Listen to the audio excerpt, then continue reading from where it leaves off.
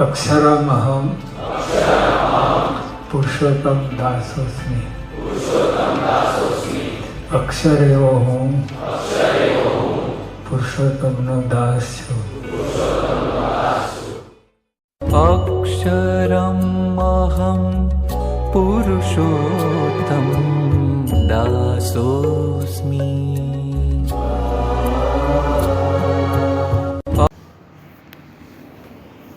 नारायण नारायण।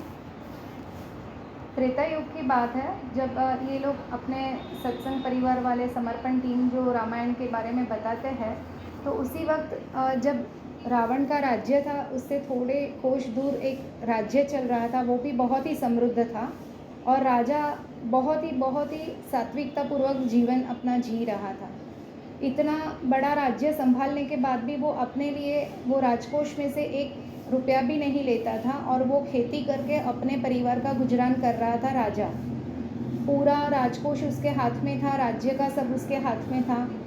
अभी इतना बड़ा साम्राज्य देखकर उसकी शादी बहुत बड़े घराने में हुई और जो लड़की थी उस वक्त की, जो प्रिंसेस बोलते हैं, उसको लगा कि मुझे बहुत ही अच्छा पति मिला है और इतना बड़ा साम्राज्य मिला है तो मैं बहुत अच्छे से राज करूँगी।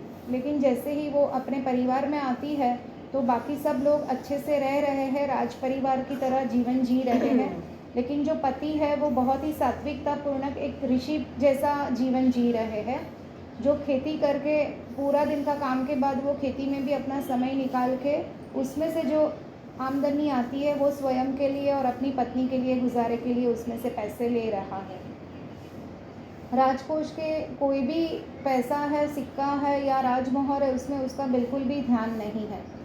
तो ऐसा करने से, और पत्नी जो थी वो बहुत ही रंगीन थी कि मुझे ये करना है, मेरे पास दास दासियाँ को मैं ऐसे करूँगी, वैसे रहूँगी, वो सब इच्छाएं थी। वो धीरे धीरे मन मरती गई और मन ही मन वो अपने पति को कोसने लगी कि मुझे कैसा पति मिला और ये मेरी गलती हो गई कि मैंने इस व्यक्ति से, इतने बड़े राजा तो कहने के लिए, लेकिन मैंने इससे शादी क्यों की। अंदर तो मैं बहुत ही सादगी भरा जीवन जी रही हूँ। और ऐसे हुआ कि एक दिन त्योहार था, तो जो पत्नी है रानी, उसकी सहेलियाँ आई और उसने देखा कि जो मित्र है रानी है वो तो एकदम सादगी भरे कपड़े में है, उससे तो अच्छे कपड़े तेरी दास दासिया ने पहने हैं। तो सबने कहा सुना, बहुत फ्रेंड्स है, मित्र है, तो बोलते हैं। तो वहाँ पर उन्होंने बताया कि ये तो तेरे जीवन और नरक हो गया यहाँ आके। तो उसको भी वो लगा कि हाँ, मेरी सखिया जो बोल रही है सही है और मैंने गलत निर्णय लिया है। उस दिन वो अपने कक्ष में जाती है तो राजा से बहुत ही झगड़ा करती है और बोलती है कि नहीं, आज किसी भी हालत में मुझे 1.25 मन सोना चाहिए, मुझे इतनी ज़वेरात चाहिए, इतना ये चाहिए, मुझे ये वो चाहिए, सोना मोहर चाहिए, इतने गांव चाहिए। दास दासियाँ तो वैसे थे, लेकिन इतने दास दासियाँ मेरे पास ही रहेंगे, वो राजकोष में भी नहीं करेंगे। ऐसे उसने सब अपने साइड से अपने राजा को बोला।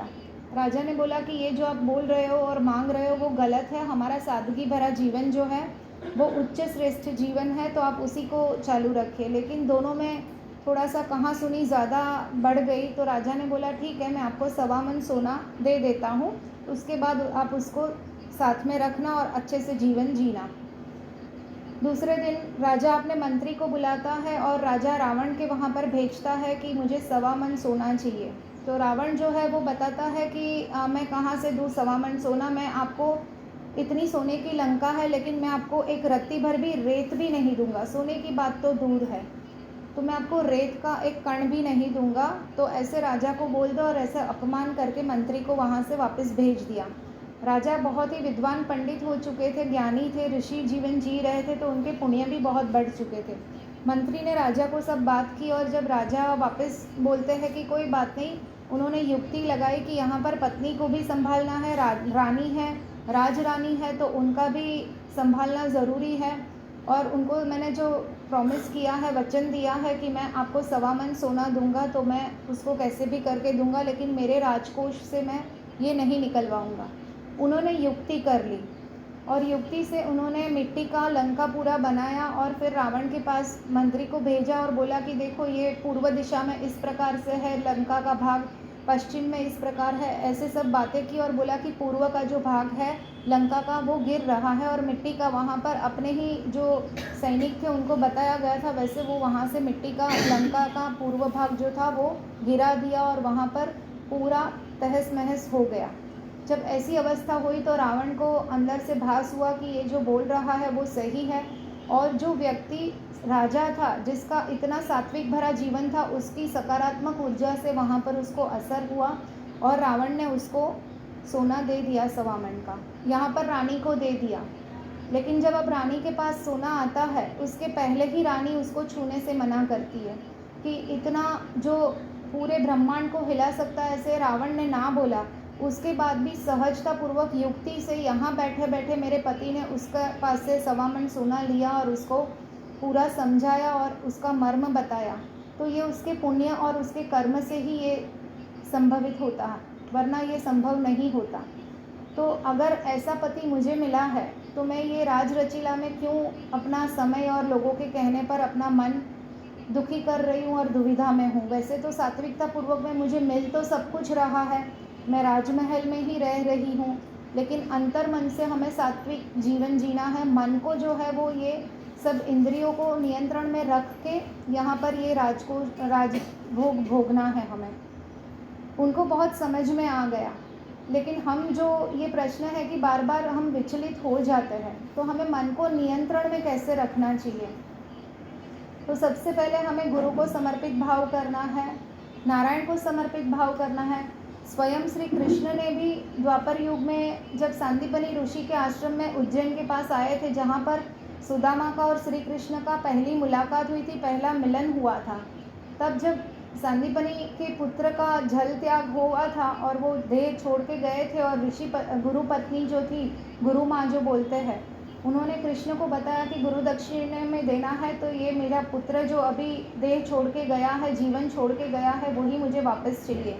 तो यमराज से कैसे भी करके आप वापस लाओ। जो नियति के और नियम, सृष्टि के नियम के अलग था, विरुद्ध था, वो नहीं कर सकते हैं, लेकिन फिर भी गुरु की आज्ञा थी, गुरु माँ की आज्ञा थी। तो कृष्ण भगवान जो 11 प्रकार के शंख बजाते हैं, जिसमें कोई भी बड़ा प्रश्न समग्र ब्रह्मांड का है तो वो अल्प समय में अच्छे से हो जाता है और उसका परिणाम अच्छा आता है।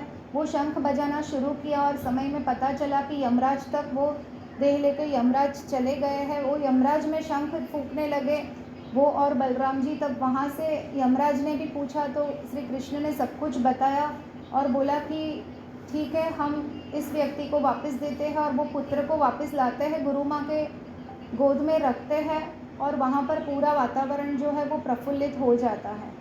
तो जब श्री कृष्ण भी पवित्र भाव से, समर्पण भाव से गुरु की आज्ञा फॉलो करते हैं, तो हम जब ऐसी परिस्थिति आती है, मन में जब ऐसे होता है कि आज मैं बहुत ही डिस्टर्ब हूँ या आज मेरा बहुत ही कठिन हो रहा है, मेरा कोई जवाब नहीं मिल रहा है, परिस्थिति बिल्कुल भी अनुकूल नहीं है आज परिवार में, वातावरण में, ऑफिस में, कहीं पर भी, तब हमें सबसे पहले भीतर ये देखना है कि क्या मैंने कुछ पकड़ के तो नहीं रखा है। अभी पकड़ के क्या रखा है तो स्वयं को 10 सेकंड के अंदर आपको उसका जवाब मिलेगा। सबसे पहले राम राम 21 करो, अपनी इंद्रियों को चकासो उस समय कि मैंने क्रोध को पकड़ा है, मैंने ईर्ष्या को पकड़ा है, मैंने लालच को पकड़ा है, मैंने मोह को पकड़ा है, स्वार्थ को पकड़ा है, किसको पकड़ा है। जो भी हमने स्वयं पकड़ा है उस समय उसे त्वरित ही हमें त्याग करना है, छोड़ देना है। जैसे ही आप छोड़ोगे तुरंत ही आपको पता चलेगा। और हमें आभूषण कौन सा पहनना है।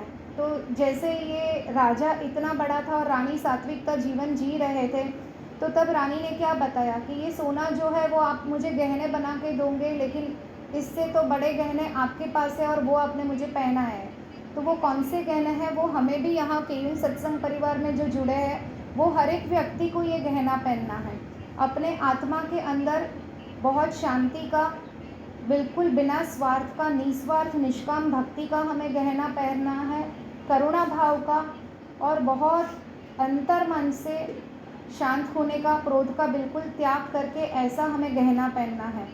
लोभ लालच बिल्कुल भी नहीं, अहंकार का भी त्याग करना है। ऐसा गहना जब हम पहनते हैं तो अपने आप परिस्थिति कितने भी हमें मुंह से कुछ ना कुछ बुलाए, लेकिन हमें नहीं बोलना है। कल ही एक व्यक्ति का प्रश्न आया था कि मुझे बहुत ही परिस्थिति में परिवार वाले बोल रहे हैं कि कट कर दो।